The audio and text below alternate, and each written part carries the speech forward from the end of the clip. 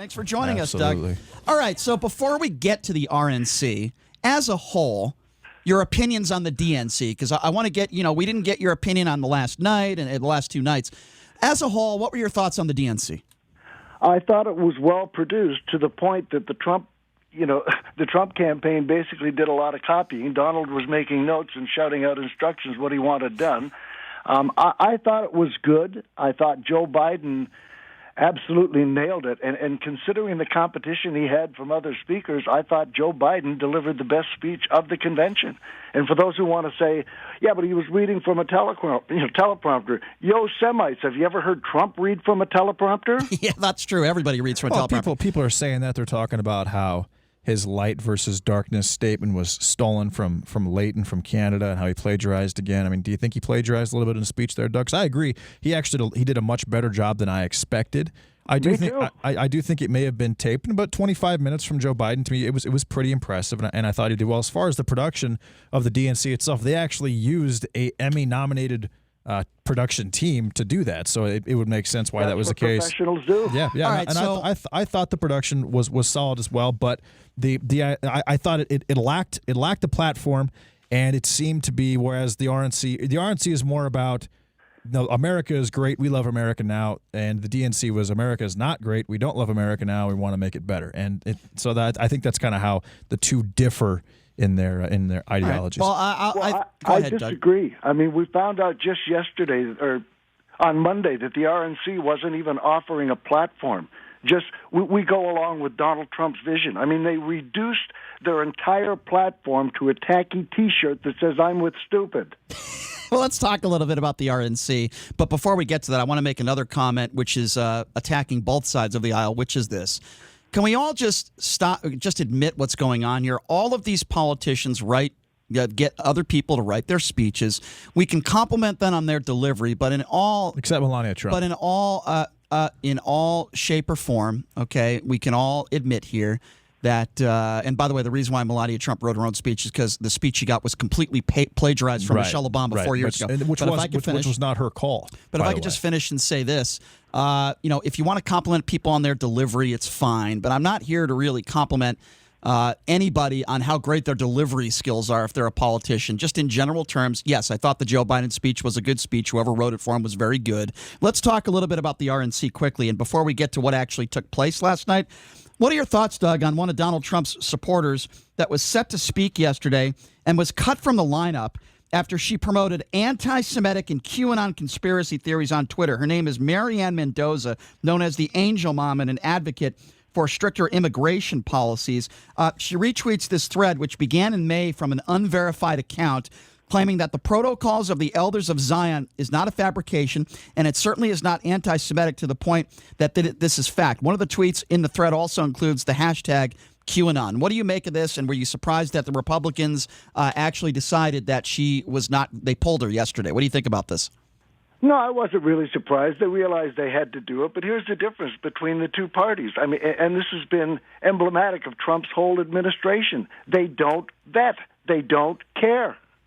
Well, what about Lindo Sarkudo, who spoke on the Democratic side of things? Which, I mean, she had been involved in some pretty nefarious activities herself. As far as QAnon, I follow QAnon. But they were well aware of those, JD. It wasn't like it snuck up on them on the last day. They were well aware of her past activities. I agree. I agree with cutting her. By the way, I think that was the correct decision. They had to do it. But as far as I know, I've never seen that particular the Zion statement been included in a QAnon. Any type of QAnon conversation, Brian, so I don't see an association there. Just because it says hashtag QAnon doesn't mean that it's QAnon. Well, but she had no business speaking after pushing something like that, especially something anti-Semitic.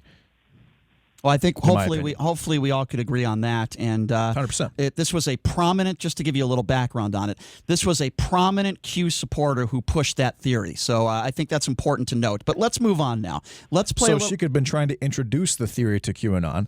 And then maybe she was going to discuss it at the RNC. So thankfully, she did not get the platform for her to do that. Well, a person that was invited on Thursday to see Donald Trump's speech, who just won her district, that Donald Trump invited on Thursday, is a strong believer in QAnon, and she's also said that she believes 9/11 was an inside job. Okay, there's three different Republican congressional candidates that won their primaries who are probably going to actually end up in Congress who do openly support QAnon. And it was Mike Pence. But Hold on a second. That has nothing to do with what Marianne Mendoza said, Mike Pence, and it was Mike Pence, and by the way, basically every other Republican who said that QAnon has no place in the Republican Party. That's fine. Those are the words of Mike Pence. So I want to move on now. Let's talk a little bit, Doug, about Melania Trump. So Melania was the only speaker thus far in the Republican National Convention that actually brought up COVID-19. So I want you to listen to this. This is Melania Trump in her own words making a speech last night.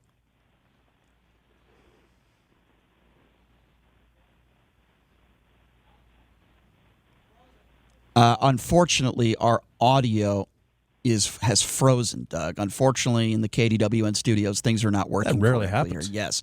Rarely, if ever. Maybe happens. that is God telling us that we should not give Melania Trump a platform. I don't know if that's true or not. By the way, for the record, okay, well, we have the audio ready. Here we go. That since March, our lives have changed drastically.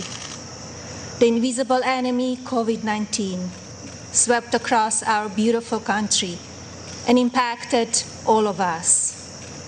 My deepest sympathy goes out to everyone who has lost a loved one, and my prayers are with those who are ill or suffering.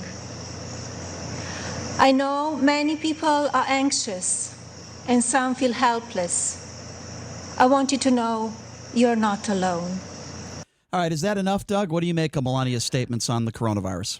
Well, what I thought about that when I heard it was, and I knew everybody was going to start complimenting her for it, but what it showed me was how far the bar has been lowered for these people. I mean, Melania said what any decent human being would say, but because nobody else would, she's getting praise for it. And it's like, really? It was just the right thing to do, and so many other people should be condemned for not having done so. Yeah, I agree. I couldn't agree with you more, Doug. JD, do you agree? I mean, disagree? the whole thing, the last 2 nights, these people was every single speaker expected to bring up COVID-19? 127 speakers were all expected to bring up COVID-19, Brian? Is it unreasonable to say that maybe in a speech that's 5 minutes or 25 minutes or 10 minutes? Every single person, Brian, no one wants to talk about COVID-19. This is a flash in the pan situation. This is Nobody wants to talk about it. It's a global pandemic. This only happened once since 19. Yeah, you want to talk about it if you want to use it for your own political gain. That's it has nothing to do with who you want to talk about it with. Okay, first of all, that's Brian. wrong. It clearly does. Okay, let me You're correct you. You're trying to make COVID-19 political. Let me 180,000 have died. Okay, we don't exactly know what the number is. You said We're not something really else sure. that is not true. What are you? How am I? Oh, okay, Brian. Give me 20 seconds. Okay. Can I get 20 seconds? Yeah, okay. please. Me bringing up. I said something that's not true. So you take it upon yourself. Let me know. I better correct JD real quick. All right, I won't even respond because JD's just being an idiot. Go ahead, Doug. No, I'm not being an idiot, Brian. Go but ahead. You keep doing that over and over and over. What you keep doing is... you said something that isn't true. I better correct you. I better correct you immediately. Okay, so can I speak now? What I'm saying is... Okay, can I speak I'm happy Melania Trump brought that up, and she gave a very good speech, and she's a very intelligent woman. I apologize. I know you're our guest. JD wants to go on another diatribe, but it's fine. So if you're just joining us, we're speaking with Doug Basham, the only liberal talk show host in Las Vegas, who does a show here Saturdays 2 to 4 p.m. JD said something that is factually inaccurate, so I will defend myself.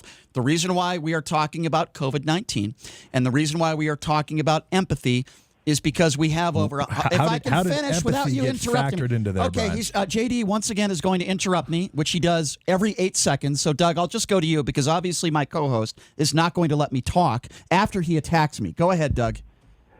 Well, if I can just offer an overall opinion. First of all, JD, I'm not saying that every speaker had to mention it. Okay. But it would have been nice if it had been included more often. So many of these people spoke as if the last 6 months haven't happened. And then when they did mention COVID, they mentioned it like it was over. And the gaslighting, I mean, to me, it was basically an eerie, almost supernatural foray into the alternative universe in which Trump supporters dwell. I mean, they tried to rewrite history, And every one of them described a Donald Trump that simply doesn't exist. And can I just add something to that, Doug? And hopefully JD won't interrupt me. When people bring up all the people that have died, and I speak for myself, but I do think there are other people like myself. When people bring up those that have lost their lives, that are 6 feet underneath the ground, it's something called compassion. And it doesn't always mean, when we bring up all the people that have died and suffering, it doesn't always mean it's a political ploy to get Donald Trump out of office. You know what it means for me? I'll tell you what it means for me. I feel for the people that have died. I feel for the people that are suffering. Yeah, with that being said, I don't think the administration has handled this the right way. But when I talk about those that are suffering, whether economically or because they've lost loved ones that have died, it's not a political ploy, okay, JD? It's because I have something called compassion for people, okay? So I resent what you just said. It was idiotic and ridiculous, and quite frankly, you owe me an apology for that, but I don't expect one because you've never apologized. Is that a joke? Okay. I owe you an apology? Exactly. You don't apologize for anything. I won't talk. To even suggest that. Since I can't talk, I won't talk. I don't want to interrupt you, Brian. I'm trying very hard not to interrupt you. Okay, I didn't say you can't talk. What I said is, don't accuse me when I bring up the people that have died of a political ploy, and I'm only bringing it up because of politics. That's a stupid thing you just said, and I resent it, quite frankly. No, I wasn't talking about you. I was talking about Democrats who bring up COVID-19 constantly as a way to gain political favor. You specifically said you bring it up. You bring it up because of blah, blah, blah. You think everything is about you, and it isn't, Brian. I'm not talking about you. What you say has no... You addressed me, but let's talk to Has literally no bearing whatsoever on what's going to happen in November. Well, it just doesn't. It doesn't make it... I said in my the grand piece. scheme of things, it's essentially irrelevant. Okay, I'm talking about Democrats who are constantly bringing this up because they want to put it up. They want to put the blame on Trump and the Republicans, and they're using that to hopefully win the political office in November. I said my piece. What I'm saying is Republicans don't want to talk about it. Okay.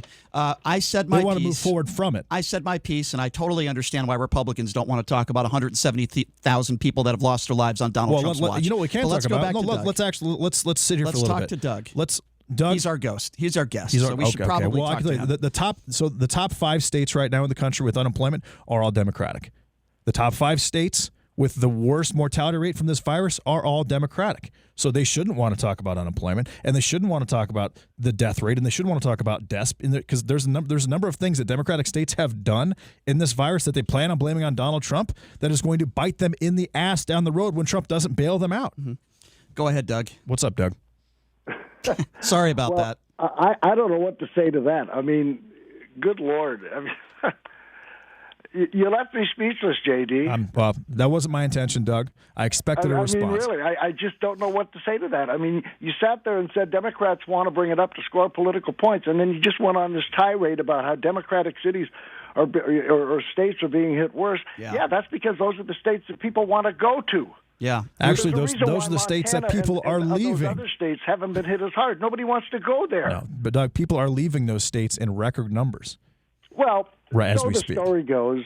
Yeah, exactly. All right. Well, listen, the bottom line here is this. I am glad that Melania Trump brought it up. Me too. I wish more Republicans would bring it up and show just a little bit of empathy. I'm not saying it has to be the majority of your speech, but at least a sentence or two saying, hey, listen, thoughts and prayers for those that have been impacted by COVID-19. Yes, we've all been impacted, but those that have lost their lives, we feel for you and your family. I don't think that's asking for too much. It's not a political ploy. It's not me attacking people because they're Republicans. It's about me saying that whether you're a Democrat or a Republican, we all should have empathy for those that have lost their lives. But let's move on now, Doug. And I want to talk to you a little bit about Nicholas Sandmann, who I've always said is the young punk who smiled, who didn't try to de-escalate that situation. But yet now, because you smile and act like a brat, I guess you're a star for the Republican National Convention.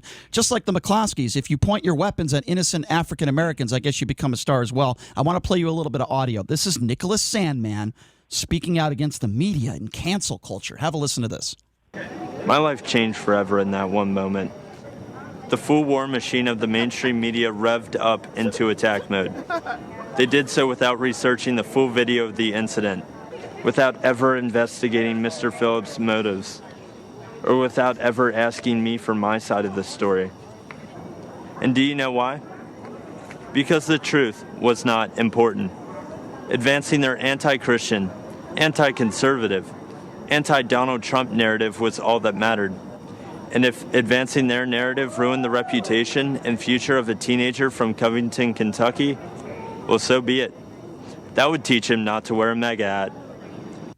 First of all, when he starts off by saying, my life changed forever. Yeah, for the good, because now you're speaking at the Republican National Convention. You got a nice little payday, my friend, and you'll probably get jobs in the future because you're Nicholas Sandman. That's exactly right. Thank you, Mr. McCloskey. So Doug, what would you say to that, to this little punk? Because that's what I think he is. Well, if you're one of these people who has lost their job and you're afraid to send your kids back to school and you're afraid of catching COVID, I'm sure the fact that this kid had an unpleasant experience in a school outing is really high on your list of priorities. Hey, let me ask you this. What do you think about, we agree on that. What do you think about the McCloskeys, the couple that by the way, there's one of their neighbors who happens to be a rabbi. The story came out. She came out there and she said that they had a beehive that was 6 inches or so into the McCloskey property, and the McCloskeys killed all the bees and destroyed their beehive. Just shows you what a bunch of morons these two are. Like the same morons who went out there with their AK-47 pointing it at black people, and now the Republican National Convention. It was an AR-15. Now the Republican National Convention looks at them as heroes. That's exactly right. Thank you, Mr. McCloskey. They seem like racist to me. What do you say, Doug? That they would even have those two there along with Nicholas Sandman. I mean, it's like, okay, they're playing to their base, but are they reaching any others? I don't think so. And by the way, Brian, you nailed it. Last time we spoke, you said that the ratings for the RNC would be down. JD didn't believe you. I was skeptical myself. Okay, Doug, hang on. You nailed it. They had 3 million less. Doug, hang on. Yeah, they also had a collective 10 million more, including streams. So, Doug, I'm glad. It was 39.1 to 29.1. So we weren't talking about streams, but Doug, we have to talk about everything. Okay, Brian. I'm glad you brought that up because we have a little audio for you, Doug. If you recall this conversation, Sean, go ahead and play that. Let me add something to prove. Let me add something to prove JD wrong, and what I'm going to say here. I'm going to say it if you let me. I guarantee you that the RNC convention's ratings will be low as well. I guarantee you that. You are absolutely wrong. Okay, let's make a wager. So you'll owe me $100 because you said Joe Biden was going to be bouncing out of the race by September 1. So I will guarantee you that the ratings will be down as what they were 4 years ago. I guarantee you. Would you like to make that wager? Absolutely. Okay. So you are going to lose that bet on September 1. That's obvious. So it'll be a double or nothing bet. Doug, would you like to get in on this action? No, I'm not a gambling man. You're not? All right. And in all honesty, I wouldn't be surprised if JD collects that bet. Yeah, I'm winning that bet, Brian. The one thing we know is that Donald Trump's base, as ill-informed and low-functional as they are loyal. And yeah, but they're not. Tune in to listen to his crap, even though he's going to say the same thing. And his base is growing. For the last 3.5 years. It is growing every single day. All right, Doug. so the bet we made was they're going to be lower than 2016. Okay, so let me respond to that by say a couple things. First of all, we didn't say, there was no TV mentioned in that conversation. If I can just give me 10 seconds. It was ratings. Okay, so the Nielsen do not measure streams. That's number one. Did we say Nielsen? Okay. When we mention ratings, when we mention ratings, we are not talking about streams. So that's number one. Nielsen does not measure stream. Number two, the Democratic ratings were better than the RNC ratings on television. It's in the article. It's a fact. Yeah, that's day one. Okay, Doug, go ahead. What do you say? Well, I mean, we've said it all. I mean, you won the bet. I mean, JD, if I was you, I'd stick to sports. He did not win the bet. First of all, that was day one of a 4-day convention. Well, JD's right to that. It doesn't look too good for his bet. Let's put it that way. But he's right. It doesn't look horrible for my bet. But we didn't say TV. We didn't say Nielsen. We said ratings. And overall viewership of the RNC was 10 million more on day one. Okay, so let me respond to that. Well, now you're manipulating the bet to push it in your favor. Not manipulating anything. Absolutely, you did the same thing with the lost bet. No, you I lost didn't. on the air. No, I didn't. So let me be clear on this. Streams are not ratings. Ratings are television. It's been like that for 100 years, okay? When we talk about ratings, we're talking about television. We're not talking about internet streams. I'm sorry, JD. I'm just telling it like it is. Ratings are ratings. Ratings are TV, not streams. What do you want me to say? That's what we were doing. That's the bet, man. Fair is fair. Fair is fair. Okay, what do you fine. want me to do? Fine. No streams involved, no digital, only TV. As of right now, I'm down $3 million after 1 day. Well, not $3 million. Yeah. You're down $200. But no, Brian. There's been 1 day. I understand. The bet is not over yet. I agree. Exactly. I agree. Right now, I might be down $100. I agree. If Biden doesn't. We agree. To be fair. Secede. Okay. by That's a different story. But September in 1st, all which probably won't honesty, take to be guys, place. fair, the JD is ratings- right. It's not over yet. In all honesty, the ratings are relevant to what the actual convention has been, and I don't think we should lose sight of that. I mean, Sure. even if 200 million people tune into it, it doesn't change what it is. I mean, it was a two-night display of corruption, of gaslighting, trying to rewrite history. I mean, if it wasn't so frightening, it would have been laugh out loud funny. And I think they should have given Nicholas Sandmann some of what they gave Kimberly Guilfoyle before. What do she you spoke. think? What do you think of Kimberly Guilfoyle? By the way, Kimberly Guilfoyle, you're comparing her to. I mean, she's been compared to Howard Dean by CNN. The best is yet to come. Yeah, she's not an elected official. She's not trying to be Who president cares? of the They United chose her to States. speak. Yeah, she's Donald Trump Jr.'s girlfriend. We all know that if she is a successful, commentator, host, whatever you want to call it.